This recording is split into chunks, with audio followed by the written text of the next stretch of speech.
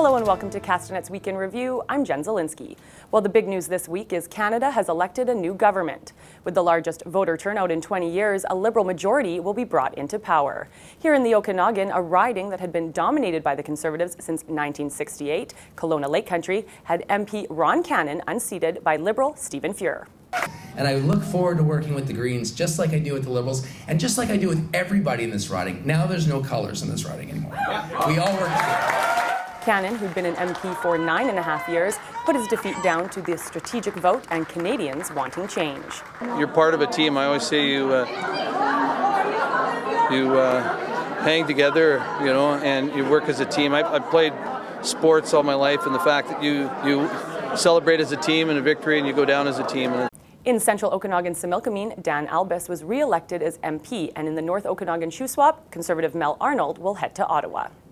With the Liberals newly elected into office, many are wondering if Prime Minister-elect Justin Trudeau will fulfill his campaign promise of legalizing marijuana. Pro-pot groups are both excited about the Liberal win, but many have questions about what this means for medical marijuana users. You know, it's actually a really exciting and bold statement, and I'm really looking forward to seeing what that means. For us specifically, what that means is we're going to be able to provide access to legitimate medical cannabis users in a way that's even more safe and regulated than what's currently been provided. Same thing, we're having patients that are mixed that if it does go rec, they're going to lose their medicinal benefits for it. Which they can't afford to pay for all their medication, unfortunately. There are still many questions and concerns to be worked out, none of which will be answered until the Liberals are sworn into government and legislation is made.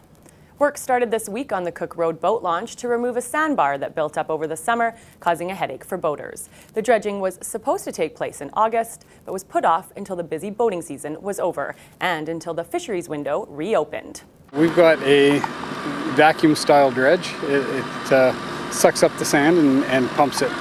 It's got an auger that draws everything to the center. The pump grabs a hold of it and pumps it up to the geotextile tubes. Each geotextile tube this size holds about 1,000 cubes of sand, cubic meters, and we've got 6 tubes altogether. We're going to fill 3 first.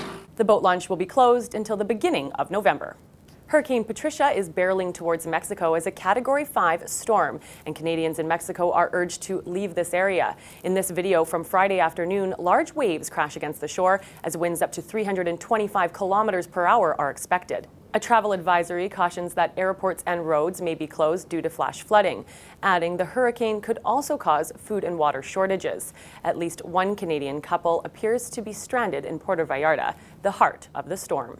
Well, that wraps up Castanet's Week in Review. I'm Jen Zielinski. Thanks for watching. Remember to send your news tips to news@castanet.net and follow us on Twitter @CastanetNews.